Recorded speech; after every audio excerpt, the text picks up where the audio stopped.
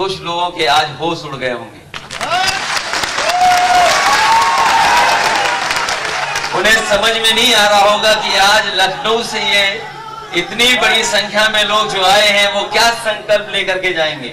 ये हमारा हॉल छोटा जरूर है, बड़ी सभाएं होंगी लेकिन समय पर होंगी।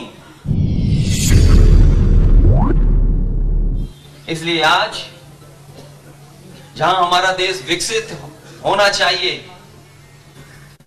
वहीं हमें यह भी सोचना पड़ेगा कि वो कौन सी समाज की ताकतें हैं जो बाबा साहब भीमराव अंबेडकर जी का दिया हुआ संविधान को हम लोगों से छीनना चाहते हैं। अभी मैं स्वामी प्रसाद मौर्य जी को सुन रहा था, पता नहीं बीजेपी को क्यों घबराहट है इनसे।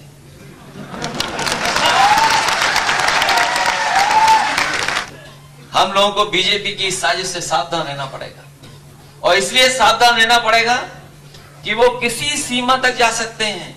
हालांकि जो हालत उसकी हुई है, मुझे तो यही लगता है कि समाजवादी एम्बुलेंस जो चलाई गई थी उसी में वो गया होगा।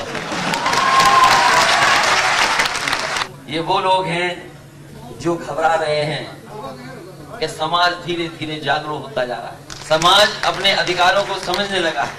उन्हें जो समय समय पे धोखे मिले हैं बहुजन समाज को, उस बात को वो समझ रहा है। और हम तो ये मानते हैं कि कभी कभी भगवान किसी की जवान पे सरस्वती ला देता है। अभी कुछ दिन पहले आपने देखा होगा कि हमारे मुख्यमंत्री जी ये कह रहे थे कि 46 में 56 एसडीएम हो गए थे। अब इनको गिनती कौन समझाए।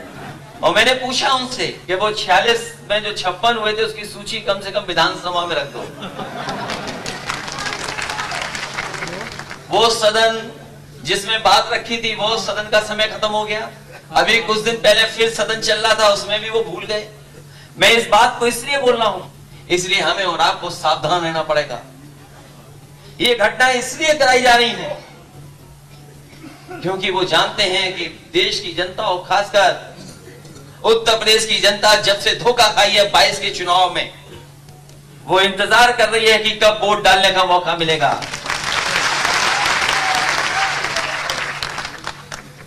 हम तो वही लोग हैं जो पिछड़े बना दिए गए। वैसे तो हम लोग अगड़े हैं, न जाने किसने साजिश की थी हजारों साल पहले, जिसके कारण हम और आप आज भी पिछड़े हैं। जो समाज की उस समय बुराई शुरू हुई थी वो आज भी बुराई वैसी की वैसी है। समय समय पर महापुरुष लोग आए, गुरु संत आए, जिन्होंने समाज को जगाने का काम किया। कुछ लोग जागे, कुछ नहीं जाग पाए, परिवर्तन हुआ नहीं हो पाया। लेकिन अब तो लोकतंत्र है और वोट की कीमत है। मुझे लगता है कि 24 में पूरा का पूरा परिवर्तन दिखाई देगा। और इसलिए भी कि जिन्होंने जाने कितने वादे किए थे, वादा किया कि हमारे किसान की आय दोगुनी हो जाएगी, और हमें और आपको किसमें उलझा रही हैं लोग? साजिश कर करके, षड्यंत्र कर करके दूसरी दिशा में। इसे याद रखना, साजिश कितनी भी हो लेकिन हमें और आपको वो रास्ता नहीं छोड़ना है जिस रास्ते से हमें सामाजिक न्याय मिलता हो। बहुत बार मांगा गया और हमेशा हम लोग इसकी लड़ाई लड़ते हैं। आज सामाजिक न्याय की सबसे बड़ी कड़ी अगर कोई बन सकती है तो वो हमारी जाति जनगणना है। और जाति जनगणना हम लोग इसलिए चाहते हैं कि हम हर समाज के लिए कुछ न कुछ देना चाहते हैं। जाति जनगणना से इसलिए पीछे भाग रहे हैं क्योंकि वो जानते हैं कि आबादी में वो कुछ भी नहीं है। जो लोग आबादी में कुछ नहीं है वही जाति जनगणना नहीं चाहते हैं। और हम तो समाजवादी लोग हैं जिन्होंने समय समय पे आरोपों का सामना किया है। हम चाहते हैं कि जाति जनगणना हो।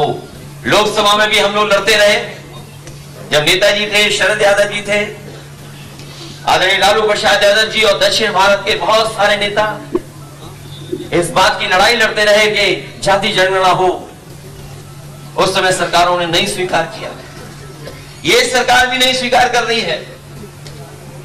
इसलिए हम आपको भरोसा दिलाते हैं कि जब कभी भी समाजवादियों को मौका मिलेगा, आपके लीडर तो हैं ही हमारे साथ, हम आपको भरोसा दिलाते हैं कि जाति जनगणना करा करके नई दिशा में किस तरीके से समाज को आबादी के हिसाब से हक और सम्मान मिल जाए और उनको अधिकार मिल जाए, उस दिशा में काम करेंगे।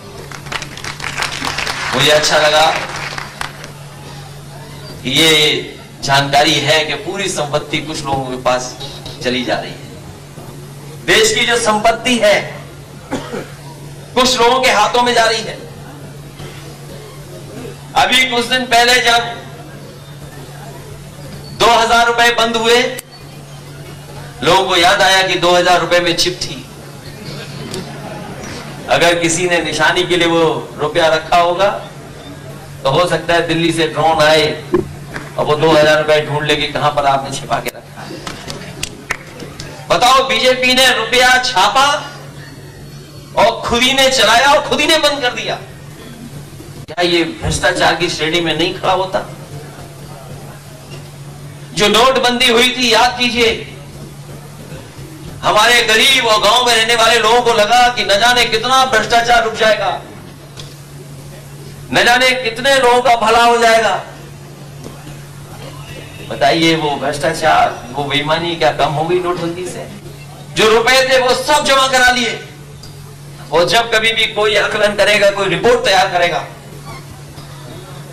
उस रिपोर्ट में यही निकलेगा कि दुनिया का सबसे बड़ा भ्रष्टाचारी फैसला अगर कोई हुआ है भारतीय जनता पार्टी की सरकार में तो वो नोटबंदी थी। जिस रुपए को बंद किया इन्होंने ये कह करके कि हमारे गरीबों का भला होगा, गांव में रहने वालों का भला होगा, रुपया बंद हो गया। आपने जो चलाया रुपया वो भी बंद हो गया, लेकिन हमारा गरीब और गांव में रहने वाला किसान वैसे का वैसा है, उसकी कोई हालात में सुधार नहीं हुआ। इसलिए बड़े बड़े फैसले सरकार केवल अपने लोगों को फायदा पहुंचाने के लिए लेती है। हम कहां हैं ये हमें और आपको ही सोचना होगा। हमारी और आपकी मदद करने कोई नहीं आने वाला। अभी जब गठबंधन बना इंडिया, तो दिल्ली से लेकर के लखनऊ और पूरे देश के लोग, खासकर बीजेपी के लोग घबरा गए कि इंडिया गठबंधन कैसे बन गया। इंडिया गठबंधन के बराबर उन्होंने भी अपनी गिनती की और सोचो कैसी गिनती हुई, एक के साथ 40 आ गए। सोचो, एक के साथ 40, वो कहानी आपने सुनी होगी। जो हम लोगों को तरह तरह की बातें कहते हैं, वो सोचो उनकी गिनती कहां पहुंची, 40 पर। और इंडिया को कोई सहारा देगा, इंडिया को ही बनाएगा, उसके साथ वो हमारा आपका पीडीए है। पिछड़े, दलित और अल्पसंख्यक भाई, यही तो आबादी है सबसे ज्यादा। सोचिए देश कैसे विकसित होगा अगर देश की ज्यादातर आबादी दुखी हो, परेशान हो, अभाव में जी रही हो। आप दुनिया का इतिहास उठा करके देख लें, जाति को लेकर के किसी को अपमानित नहीं होना पड़ता।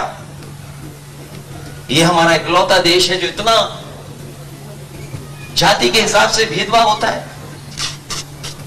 ये बीजेपी के लोग अगर हम हक माने, हम अगर अपने हक की बात करें, संविधान की बात करें, जो हमारे पूर्वजों ने सपने देखे उनकी बात करें, तो हमें और आपको वो जातिवादी कहते हैं।